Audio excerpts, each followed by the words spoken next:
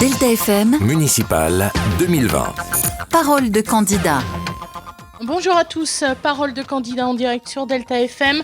Nous sommes toujours en compagnie des candidats pour la ville de Dunkerque et c'est Patrice Vergrit, le maire sortant qu'on accueille aujourd'hui.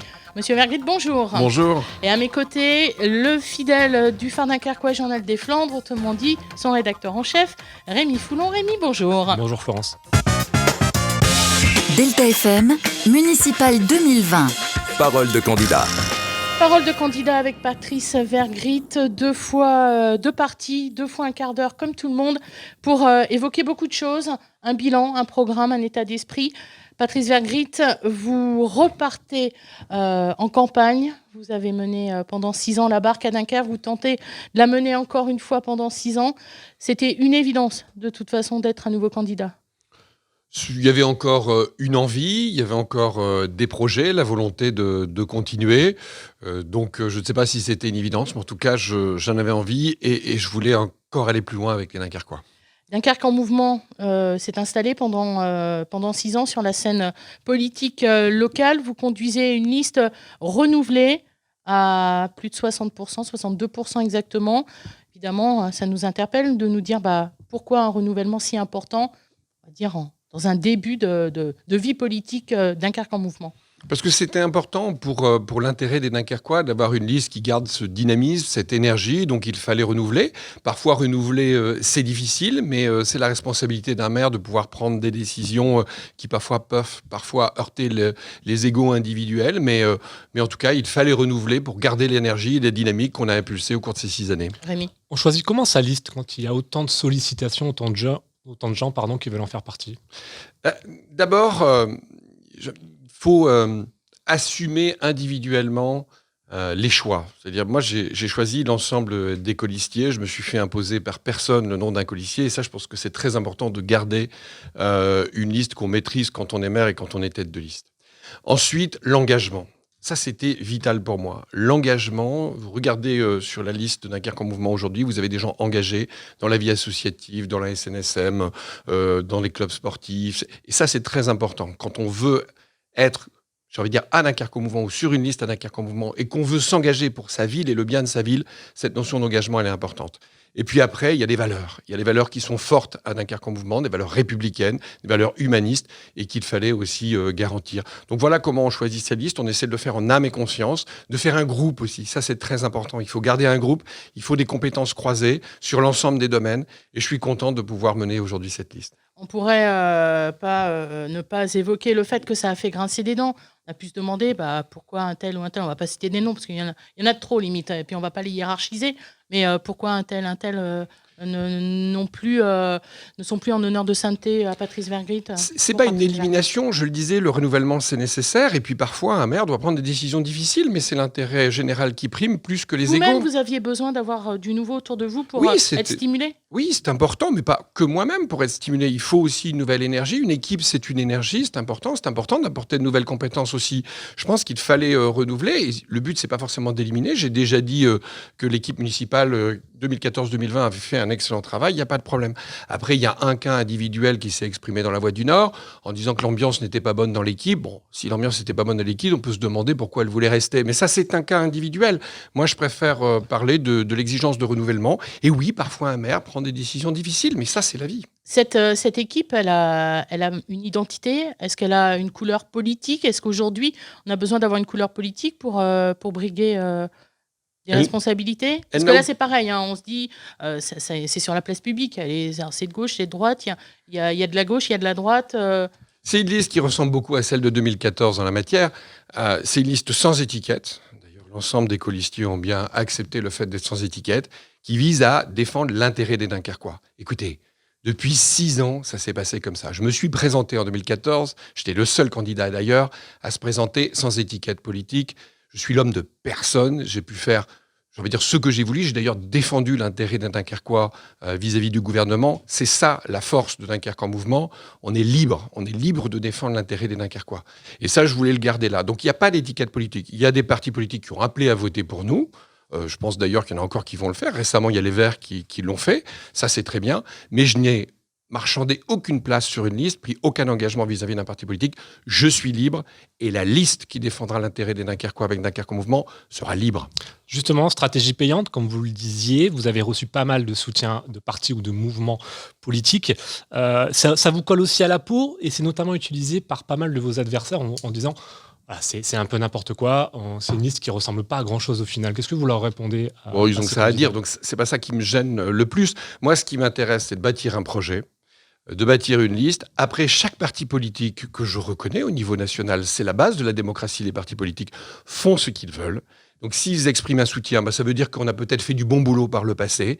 Mais en tout cas, moi, je garde ma liberté et cette liste garde sa liberté. Et c'est clair. Il n'y a eu aucun marchandage et c'est ça qui est important. Et vous acceptez tous les soutiens parce que on va encore en reparler et ça doit vous agacer à un moment. Mais on vous colle aussi l'étiquette de Macron. En tout cas, vos adversaires aiment vous le rappeler. Ça aussi, c'est quelque chose qui vous agace puisque vous avez reçu le soutien de La République En Marche. Non, c'est pas quelque chose qui m'agace parce qu'on ne passe pas de test ADN pour être sur la liste de Dunkerque en mouvement ou pour soutenir Dunkerque en mouvement. Moi, je fais pas de tri sélectif entre les colistiers ou ceux qui votent pour moi. Tous les Dunkerquois, j'ai pas d'ennemis à Dunkerque, tous les Dunkerquois peuvent se rassembler. Il y a une base, c'est les valeurs. Oui, j'ai des adversaires politiques sur les valeurs, ça c'est vrai, et vous savez qui. J'ai des engagements dans un projet, donc il faut soutenir ce projet. Et effectivement, il faut, ce que je disais tout à l'heure, des valeurs dans l'engagement. Il faut être là pour l'intérêt général, l'intérêt des Dunkerquois. Il faut accepter ce principe. À partir de là, tout me va bien. Après, certains me disent que je suis devenu le meilleur ami de Macron.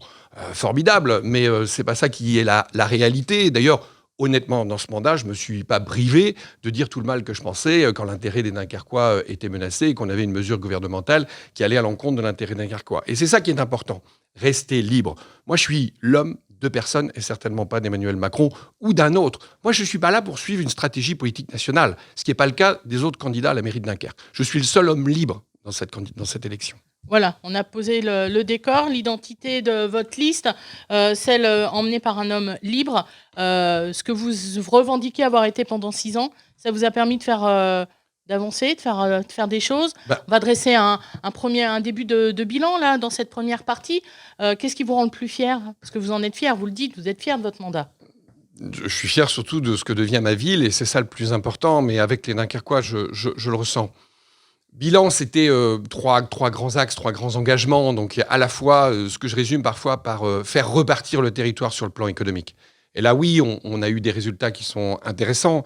Le développement portuaire, les implantations industrielles qui étaient quand même en panne, et puis la diversification économique, le tourisme. On a doublé la fréquentation touristique en un an, ce qui nous permet aujourd'hui d'avoir des hôtels qui se construisent. Le Grand Hôtel, par exemple, sur la Digue, c'est 70 emplois. Voilà, c'est concret. Les 6 implantations industrielles, on a des implantations industrielles à 300 emplois. Claire Boud, c'est 300 emplois. Donc, c'est des enjeux importants. Les productions cinématographiques, aujourd'hui, regardez comment on a développé cette partie-là. Et ça a amélioré aussi l'image de Dunkerque. Au total, on a 1000 emplois de plus aujourd'hui. Donc ça, c'était le premier engagement, faire repartir la machine. Donc, oui, il y a des éléments de fierté qu'on peut avoir aujourd'hui. Comment vous avez réussi à faire venir, on va dire, le monde industriel ? Comment on a réussi, selon vous, à faire changer l'image de Dunkerque, de ne plus le voir comme un vieux port industriel ?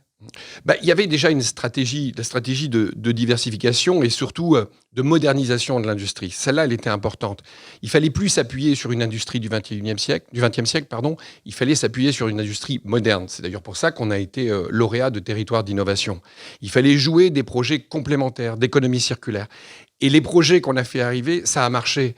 L'éolien offshore, par exemple, on l'a eu parce que dès 2014, je me suis engagé parce que si on veut rester une plateforme énergétique demain, si on veut garder des emplois dans le domaine énergétique, c'est pas en s'appuyant sur l'énergie du passé, c'est en s'appuyant sur les énergies d'avenir. Donc ça, il faut avoir le courage à un moment donné de dire, écoutez, regardons l'avenir, donnons un avenir à ce territoire et visons des filières d'avenir. Voilà comment on a fait repartir. Rémi. Il y a toutes ces réussites, il y a les nouveaux équipements, il y a le réseau de transport, il y a les nouveaux emplois dont vous venez de parler. Est-ce qu'il y a aussi des regrets ? Est-ce qu'il y a des manques dans ce mandat ? Pas des manques, mais en tout cas l'envie d'aller plus loin, sinon je ne serais pas candidat. Et puis une ville, c'est jamais la perfection, donc il y a toujours des choses à améliorer. Donc c'est presque plutôt vous parler du programme, si j'ai envie de vous dire les manques, c'est là où j'ai envie d'aller plus loin aujourd'hui. Je vous parlerai, j'imagine, tout à l'heure dans la partie programme de l'éducation des enfants, des seniors, ou même aller plus loin aussi que le bus gratuit. Le bus gratuit a été un formidable succès, mais quelque part, on a associé pouvoir d'achat et écologie pour le prendre dans un seul domaine pour l'instant. Le transport. Mais moi, j'aimerais aller plus loin aujourd'hui. Je voudrais qu'on le fasse dans les déchets, je voudrais qu'on le fasse dans l'eau, je voudrais qu'on le fasse pour la facture de chauffage des Dunkerquois. Donc, ce n'est pas des manques, c'est l'envie d'aller plus loin. Je pense qu'on a encore plein de choses à faire, toujours en gardant la même philosophie et la même envie. Justement, Allez-y, Rémi. le bus gratuit, vos adversaires sont presque unanimes sur la question et disent « Attention, le territoire va rencontrer beaucoup de difficultés à financer le bus gratuit ces prochaines années ». Qu'est-ce que vous répondez aux Dunkerquois pour les rassurer ? Il est financé. Il n'y a aucune difficulté. Je ne comprends même pas qu'on cherche à dire ça. Le bus gratuit, c'était 4,5 millions d'euros pour effacer la billettique et on a rajouté 12 millions de services complémentaires pour améliorer les fréquences, les lignes, etc. Donc au total, 16 millions à peu près. L'annulation de l'Arena m'a rapporté 10 millions par an, puisqu'il y avait un engagement d'un fameux PPP sur 37 ans. Et je reconnais que mon prédécesseur avait déjà financé cette Arena. Et donc les 10 millions, quand on les a récupérés, quand on a annulé l'Arena, et les 6 millions, on a fait les économies qu'il fallait sur le budget communautaire. Aujourd'hui, c'est financé. Donc il n'y a pas de problème. Les 16 millions, on les a. Il y avait 16 millions de dépenses en plus, on a 16 millions de recettes en plus. Quel est le problème pour demain ? L'investissement sur les nouveaux bus, etc., ça a toujours été dans les investissements communautaires. Ils sont déjà anticipés. Je suis déjà en train de réfléchir à des bus à hydrogène. Donc je ne vois même pas où est le problème. Vous avez des dépenses, vous avez eu des recettes, c'est équivalent. Tous les gens qui gèrent un budget au quotidien le savent très bien. L'installation du bus gratuit, notamment donc sur la ville de Dunkerque, parce qu'on parle au maire de Dunkerque, pas au président de la CUD, ça a changé aussi la physionomie, l'urbanisme du centre-ville de Dunkerque. Ça aussi, vous avez tenu pendant votre mandat, la piétonisation de la place Jean-Bart, à changer la physionomie du centre-ville ? Le bus gratuit, c'est un levier de transformation de l'agglomération dans les comportements du quotidien et dans le pouvoir d'achat du quotidien pour ceux qui ont fait le choix du transport collectif. Mais ça pouvait être aussi un levier de transformation des espaces publics, donc notamment effectivement le centre-ville, mais aussi ce qu'on appelait la pénétrante, qui s'appelle maintenant le boulevard Simone Veil, qui a quand même beaucoup changé. Voilà, maintenant, on a un canal réouvert, on a 1600 arbres, on a autre chose. Pour l'instant, écoutez, franchement, en tout cas, regardez le nombre de personnes qui sont sur la véloroute, qui passent à côté du canal de Mardic, et vous comprendrez que c'est un espace qui est devenu approprié et qui donne en plus énormément de perspectives demain pour Saint-Paul. Parce qu'alors qu'avant, on était sur des délaissés d'autoroute, maintenant, ce qu'il y a autour du boulevard Simone Veil, c'est là où on va pouvoir faire les reconstructions pour aller faire les démolitions dans les quartiers défavorisés. Donc ça donne un avenir à l'agglomération. Et puis le centre-ville, vous l'évoquiez, aujourd'hui, cette place Jean-Bart qui permet d'accueillir des grands événements. Regardez comme on était heureux lors de la finale de la Coupe du Monde à partager. On était 12 000 personnes sur cette place. Ça n'aurait pas pu être possible avant. Ça aurait été beaucoup plus difficile. On a aujourd'hui une place, Dunkerque-la Féerie, qui a aussi été un moment de festivité extraordinaire. Donc on a réussi à aménager. On a réussi, regardez la place de la gare. Comment ça a changé ? Tout le monde me le dit. Avant, j'arrivais à Dunkerque, je voyais cette place triste, morne. Aujourd'hui, les gens me disent « mais c'est formidable » et ce parking à vélo sécurisé, design, qui montre la modernité de la ville. Voilà, on a complètement changé d'époque, on a changé d'air, dans tous les sens du terme. Il nous reste 2 minutes là, pour cette première partie. Le changement, il a été dans l'image de la ville de Dunkerque. Alors, faut avouer que le film Dunkerque qui a joué pour beaucoup, ça a été pareil, un levier. C'est quelque chose sur lequel il faut aujourd'hui s'appuyer. Le tourisme de mémoire, vous l'avez dit, vous l'avez assez répété. Bon, le film, on n'y est pour rien. C'est pas nous qui étions derrière la caméra, mais bon, quand même, la plage, il y en a une à Dunkerque, il n'y en avait pas ailleurs. Bon, de ce fait-là, comment on fait aujourd'hui pour rebondir là-dessus, pour ne pas perdre le fil de l'histoire, sans mauvais jeu de mots là? D'abord, le film de Nolan, on ne l'avait pas forcément gagné, parce que le premier contact que j'ai eu avec la Warner, ils n'avaient pas forcément envie de tourner à Dunkerque. Et puis, on s'est battu, on l'a eu, on a convaincu la Warner et Christopher Nolan de tourner à Dunkerque. Donc, heureusement qu'on avait une cellule cinéma qu'on avait mis en place en 2014. Là où on a eu de la chance, c'est que Nolan pense à tourner sur l'opération Dynamo. Nolan, ça, c'était fantastique. Bon, il n'a pas été oscarisé directement là-dessus, mais ça aurait pu. Comment on garde la dynamique ? D'abord, on continue l'accueil des productions cinématographiques. Vous avez vu la nouvelle saison du Baron Noir. Vous voyez que ça continue. On continue. Cette année est particulièrement prolifique en matière d'accueil de productions cinématographiques. Et on a l'intention de continuer. Et puis, il faut continuer à développer d'autres éléments de tourisme. L'opération Dynamo, c'est le tourisme de mémoire. Ça peut se valoriser. Le musée Dynamo a connu pas mal d'évolution. Demain, il faut qu'on fasse le Fort des Dunes, il faut qu'on continue à valoriser ce tourisme de mémoire. Mais pas avoir que le tourisme de mémoire. Tout à l'heure, je parlais du Grand Hôtel, il y aura un spa balnéo. Ça peut être aussi un tourisme qui permet d'attirer des touristes au mois de novembre, là où on est plutôt en période creuse. Donc, il faut travailler en fait sur tous les leviers de changement d'image, de tourisme, d'attractivité de la ville, et puis aussi, au passage, le logement, puisque vous savez que l'attractivité résidentielle du Dunkerquois s'améliore nettement. Donc là aussi, il y a un levier de développement. Eh ben, on va en parler en deuxième partie de cette émission. Restez avec nous, on fait une petite pause, puisqu'on parlait du film Dunkerque qui passe bientôt à la télé, le 8 mars, en clair à la télé. Je ne sais plus quelle chaîne, mais en clair. Parole de candidat à retrouver aussi en replay et en vidéo sur deltafm.fr et Facebook. Delta FM, Municipal 2020. parole de candidat. Deuxième partie de notre émission consacrée aux élections municipales. Le 15 mars prochain, c'est le premier tour des élections. On est avec Patrice Vergrit pour cette deuxième partie où on va développer le programme du maire sortant qui aspire avec une équipe renouvelée à gérer encore la ville pendant 6 ans. On y va. Delta FM, municipal 2020. Parole de candidat. Patrice Vergrit, pendant ce mandat, on l'a dit avant la pause, la ville a été transformée, vous aviez beaucoup d'idées, d'innovations. Comment on fait pour concevoir un nouveau programme, en se disant « Tiens, je vais encore surprendre ». Vous avez surpris il y a 6 ans, il faut l'avouer. Et là, comment on fait pour essayer de rester au top comme ça, dans la surprise, dans l'innovation ? Dans l'innovation, oui, je ne cherche pas forcément à être dans la surprise. Je pense que le but du jeu, c'est d'essayer de voir ce qui est le plus pertinent pour le territoire. Et surtout pour les Dunkerquoises et les Dunkerquois. Comme je le disais tout à l'heure, il y avait des éléments sur lesquels on n'avait pas encore travaillé assez à mon goût et je pense sur lesquels on peut aller beaucoup plus loin. Et c'est ça finalement qui a été la philosophie de la construction du programme. Où peut-on aller plus loin ? Je prends qu'un exemple. On a mis en place le bus gratuit. Mais le bus gratuit, ce n'est pas une simple mesure, c'est une philosophie. C'est l'idée qu'il ne peut pas y avoir d'écologie punitive. C'est qu'on doit associer à l'écologie un gain de pouvoir d'achat. C'est-à-dire si on veut transformer suffisamment les comportements, si on veut s'adapter à l'urgence climatique, répondre aux enjeux environnementaux, il faut utiliser le pouvoir d'achat comme un levier de transformation des comportements. Très bien. Une fois qu'on a dit ça, on l'a appliqué au transport, ça donne le bus gratuit. Moi, demain, je veux pouvoir l'appliquer à d'autres politiques publiques. Les déchets, par exemple, je pense qu'on pourra l'appliquer. Le chauffage, la facture de chauffage des personnes ou l'eau. Juste expliquer sur le chauffage comment ça peut se traduire. Aujourd'hui, vous payez des factures de chauffage parce que souvent, il n'y a pas eu les travaux qui ont été faits chez vous. On a mis en place à la communauté urbaine un dispositif qui s'appelle Réflexe Énergie qui vous apporte une aide. Je pense qu'aujourd'hui, on ne va pas assez loin.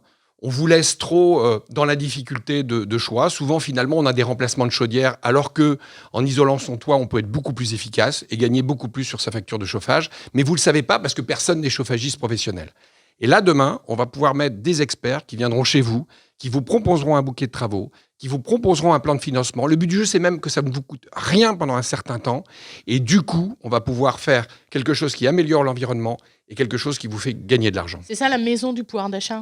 La maison du pouvoir d'achat va regrouper tous ces services-là. La philosophie du bus gratuit appliquée, comme je l'ai dit, à la facture de chauffage, mais demain à la facture d'eau aussi, et y compris aux déchets, à la taxe sur les ordures ménagères, où on va s'y attaquer aussi. C'est la philosophie du bus gratuit, mais dans d'autres politiques publiques. Rémi Foulon, que j'ai oublié de représenter, rédacteur en chef du Phare Dunkerquois, du Journal des Flandres, qui est avec moi. Allez.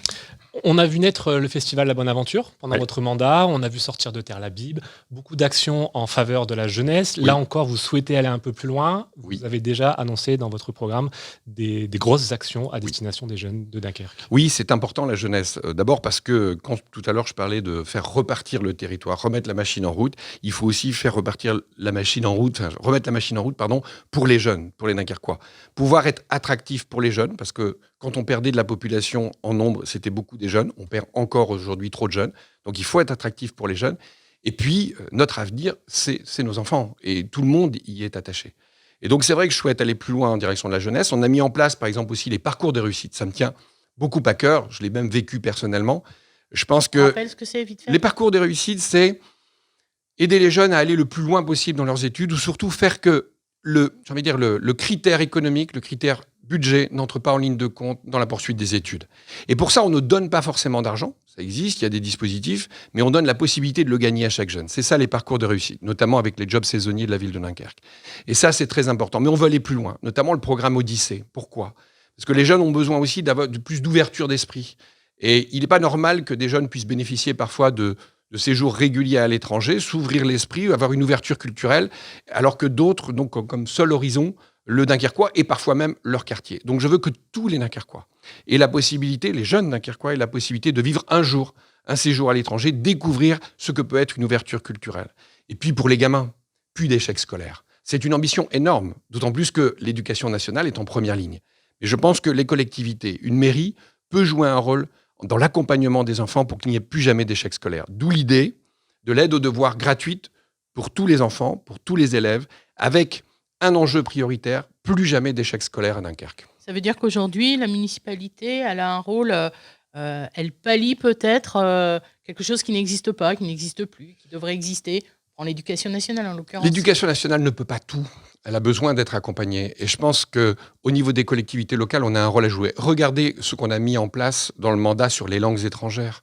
On est un territoire frontalier de la Belgique, on est un territoire proche de l'Angleterre. Pas autant de facilité non plus, il a fallu convaincre l'éducation nationale, pas simple. Oui, mais ça a été dans le sens d'un accompagnement positif in fine. Et aujourd'hui, on se retrouve à l'école Savary à Rosendal avec une école maternelle bilingue français-néerlandais. On veut aller plus loin, on peut accompagner l'éducation nationale. C'est pas toujours facile de dialoguer, mais on y arrive.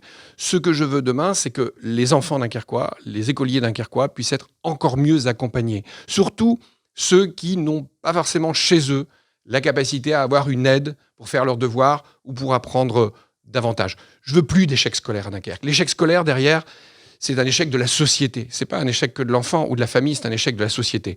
On doit accompagner ces enfants et avoir une meilleure réussite. Ils doivent arriver au collège avec toutes les bases et les savoirs fondamentaux. On a parlé attractivité, on a parlé jeunesse, parlons maintenant environnement. C'est quoi la patte écolo, Patrice Vergrit ? J'ai déjà dit tout à l'heure, quand je parlais de la maison du pouvoir d'achat, c'est réussir à faire que l'écologie soit une volonté positive pour la population. Il faut montrer à la population finalement que l'avenir, le 21e siècle, nos comportements face à l'urgence climatique, c'est un plus, c'est un gain. Prendre le bus, quand il est gratuit, découvrir des gens, ça peut être finalement une belle expérience de vie. C'est pour ça qu'on a fait les bus animation. Donc c'est d'abord, le premier élément sur l'écologie, c'est donner envie aux Dunkerquoises et Dunkerquois de rentrer dans un monde plus écologique, plus plus respectueux de l'environnement, mais avec envie. C'est-à-dire où effectivement, on gagnera du pouvoir d'achat et où on aura finalement davantage, de plaisir à partager à un moment donné collectivement. L'autre patte, c'est l'exemplarité sur les politiques publiques. Je pense en particulier à la qualité de l'air. Moi, elle ne me satisfait pas aujourd'hui dans le Dunkerquois. Et elle ne me satisfaisait pas plus en 2014. Donc il fallait trouver des choses. Sauf que la qualité de l'air, c'est compliqué. C'est les problématiques industrielles aussi sur le territoire dunkerquois. Donc il fallait un gros effort. Il fallait accompagner les industriels, les rendre sensibles à cette question de la qualité de l'air. Ça a été fait durant ce mandat. Et on a été lauréat de territoire d'innovation, ce qui nous permet d'avoir aujourd'hui des millions, même des centaines de millions d'euros de projets pour permettre d'accompagner un certain nombre d'innovations en matière de qualité de l'air. On a aujourd'hui les moyens d'avoir un observatoire local de santé performant qui va pouvoir identifier non pas 4 polluants, comme c'était le cas avec Atmo, mais l'ensemble de ce qu'on respire. Et ça commence là aussi. Donc, la patte, j'ai envie de dire, s'il fallait le dire comme ça, la patte de cette municipalité ou de la communauté urbaine en la matière, c'est donner envie d'un monde plus écologique et finalement découvrir qu'on peut vivre différemment et que ça peut être plus intéressant, donner envie d'avenir finalement. Et de l'autre côté, être exemplaire en matière de politique publique. Vous savez que la communauté urbaine aujourd'hui est celle qui a la plus belle labellisation en matière de Citergie, ça s'appelle, en matière de transition énergétique. On est la mieux notée en France, mais c'est parce qu'on a fait aussi de gros efforts en la matière. Oui, parce qu'il faut expliquer quand même aux gens, vous dites des centaines de millions d'euros. 288 millions d'euros. Voilà, c'est pour différents projets, c'est pour le monde industriel, des entreprises qui promettent, on ne va pas la faire technique, j'en serais incapable, même de mettre des cheminées autrement, voilà, de chercher d'autres moyens pour moins ou non pour polluer. Innover. Voilà. Pour innover et trouver à améliorer la qualité de l'air par l'innovation. Le but, c'est pas de supprimer l'industrie à Dunkerque. Nous sommes un territoire industriel. Mais il faut l'aider à accélérer sa modernisation et à améliorer la qualité de l'air. C'est ça le but du jeu. Dans la même optique en matière d'environnement, il y a la problématique, on en parle beaucoup en ce moment, de la submersion marine. Là aussi, on peut avoir demain des politiques qui empêcheraient de construire ou qui demanderaient à détruire éventuellement de l'habitation. Alors, ce n'est pas le cas pour l'instant sur le littoral dunkerquois, ça existe sur un autre littoral en France. Là aussi, submersion marine, c'est une problématique importante. Bien sûr, très importante. Ça s'arrête pas à Dunkerque, évidemment. Et d'ailleurs, j'ai été le premier président de la communauté urbaine à m'investir fortement sur cette dimension. Je vous rappelle, la rénovation de la digue des Alliés, c'est pas pour rien. Pourquoi on a mis les bancs de ce côté-là? Pourquoi on a remonté de 60 cm? Pourquoi on a engagé des projets de réensablement? Pourquoi vous avez l'expérience de plantation d'oie pour retenir le sable? Tout ça, c'est des engagements qui visent à lutter contre la submersion marine. Et ça s'arrête pas là. Aujourd'hui, on est en train de faire un travail prospectif au niveau de l'institution des Watringues pour voir demain comment on va gérer, justement, avec l'évolution climatique qu'on peut anticiper, comment on va pouvoir gérer la submersion marine demain. Attention, il y a la submersion marine, c'est-à-dire le risque d'invasion de l'eau de la mer vers la terre. Il y a aussi l'évacuation des pluies, c'est-à-dire la gestion des inondations, ce qu'on appelle la gestion hydraulique, d'élimination des pluies vers la mer. Ça aussi, c'est un sujet important. Parce que comme on est un pôle d'air, ça veut dire qu'on serait envahi par la mer à marée haute. On se protège à marée haute et on évacue l'eau à marée basse. Sauf que demain, avec le changement climatique, le niveau de la mer va remonter et le temps de marée basse va diminuer. Et on aura probablement plus de précipitations importantes. Donc il faudra gérer cela demain. Ça nous coûtera de l'argent, on le sait très bien. D'ailleurs, une taxe a été inventée pour ça. Mais ça demande aussi de l'anticipation et de la prospective. Et c'est ce que je souhaite faire là-dessus et on le fait. Rémi. Et on ne risque pas de couvrir le canal exutoire. Non. Parlons un peu commerce. En quelques mots, votre bilan sur votre mandat, mais surtout, on va se projeter un petit peu. On a vu des commerces ouvrir pendant votre mandat. On en a vu aussi fermer, évidemment. C'est normal. Vous en faites quel bilan et qu'est-ce que vous allez proposer, qu'est-ce que vous allez mettre en place pour continuer d'attirer des nouveaux commerces? Alors, il faudrait parler secteur par secteur. Si je prends le centre-ville, par exemple, moi, je suis quand même fier aujourd'hui. On avait un taux de vacances commerciales. Vous savez, les cellules vides, qui est passé de 11,5% à moins de 8% aujourd'hui. Et quasiment toutes les cellules vides, à Pâle, peut-être dans le centre marine ou dans le pôle marine, aujourd'hui font l'objet d'un projet. Donc on voit qu'on a retrouvé une dynamique dans le centre-ville. Il y a eu la période de travaux, qui a été une période forcément difficile, comme tous les commerces. Aujourd'hui, le commerce de centre-ville retrouve de la force et je m'en réjouis. Si on avait les allées de l'Arsenal, on irait encore plus vite. On a eu beaucoup de recours sur ce projet. On va pouvoir le sortir maintenant et je pense que ça accélérera encore la dynamique du centre-ville. Après, il y a la digue. La digue, j'avoue que les chiffres d'affaires ont considérablement augmenté avec la nouvelle dynamique, notamment touristique. Je pense qu'on peut aller encore plus loin demain et il y a vraiment un intérêt. Et puis, il y a le commerce qui constitue les polarités de quartier. Celui-là, il doit être soutenu. Je souhaite le soutenir encore davantage demain. Qu'on puisse avoir des aides ciblées sur ces commerces-là qui constituent les cœurs de nos quartiers ou de nos communes associées. Et je pense qu'il y a plusieurs projets que j'aimerais mener effectivement dans le mandat prochain pour conforter ce qu'on appelle ces polarités commerciales. Patrice Vergrit, si demain vous êtes à nouveau élu maire de Dunkerque, est-ce que vous souhaitez être à nouveau président de la communauté urbaine de Dunkerque? Vous savez, je crois que c'est dans 94% des agglomérations comparables à Dunkerque, ça arrive une communauté d'agglomération, où c'est le maire de la ville-centre qui est le président. Ce qui est assez légitime en soi, puisque la ville-centre a un rôle, a une responsabilité vis-à-vis du reste de l'agglomération. Après, donc c'est effectivement l'intention. C'est vrai que je trouve ça assez logique. Maintenant, si les Dunkerquois souhaitent en décider autrement, ils en décideront autrement. Vous parliez tout à l'heure de communes associées. Dunkerque, c'est aussi Saint-Paul-sur-Mer, c'est aussi Fort-Mardic. On va s'arrêter quelques instants à Saint-Paul-sur-Mer. Est-ce que le contexte politique vous inquiète? On sait que vous soutenez Virginie Varlet. On sait aussi que le Rassemblement national est très fort à Saint-Paul-sur-Mer. Est-ce que ça vous inquiète? Écoutez, je suis presque tous les soirs à Saint-Paul-sur-Mer en ce moment où je vais rencontrer les habitants en porte-à-porte. Si j'écoute les Saint-Paulois, j'ai pas de raison de m'inquiéter. Je sens une envie de bouger à Saint-Paul, effectivement, d'avancer, de voir une modernisation aussi de la ville de Saint-Paul. Je pense qu'elle aurait pu bouger davantage. Je pense qu'elle peut bouger davantage. Moi, je crois en Saint-Paul-sur-Mer. Je pense que Virginie peut faire un excellent travail, donc c'est pour ça que je la soutiens. Je pense qu'on peut largement avancer à Saint-Paul. Moi, je n'ai pas, dans les propos des Saint-Paulois, aujourd'hui, l'évocation du Front National, donc je fais confiance aux Saint-Paulois. Moi, je leur dis une chose aux Saint-Paulois, Saint-Paul mérite toute l'attention des politiques. Saint-Paul ne doit pas devenir un petit drapeau de conquête à l'échelle nationale pour un parti politique qui plus est le Front National. Je pense que Saint-Paul mérite une maire qui fera avancer la commune et qui s'intéressera au bien-être des Saint-Paulois au quotidien. Il nous reste 1 minute, hein. Vous ne fiez pas à celui-là, mais c'est à ce chrono-là que j'ai sous le nez, moi. Il nous reste 1 minute. Si vous aviez un dernier message à donner aux Dunkerquois, on ne va pas développer un projet, on n'aura pas le temps. Non, je veux leur dire simplement une chose. En 2014, c'est vrai, ils m'ont fait confiance avec une équipe pour justement privilégier l'intérêt des Dunkerquois en politique. On était précurseurs. On a été la seule grande ville de France à privilégier une liste qui disait « Moi, c'est pas l'ancrage à un parti politique national, c'est l'intérêt local, l'intérêt des Dunkerquois. » Aujourd'hui, je reviens avec la même envie et en plus avec des idées que j'ai exprimées devant vous, que j'ai mis dans mes tracts.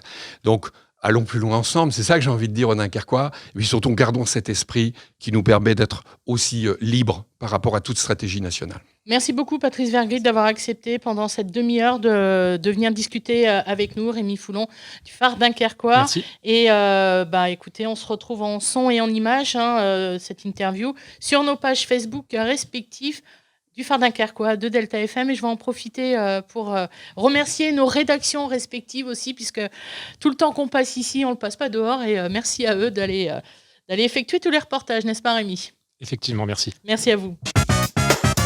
Parole de candidat à retrouver aussi en replay et en vidéo sur deltafm.fr et Facebook.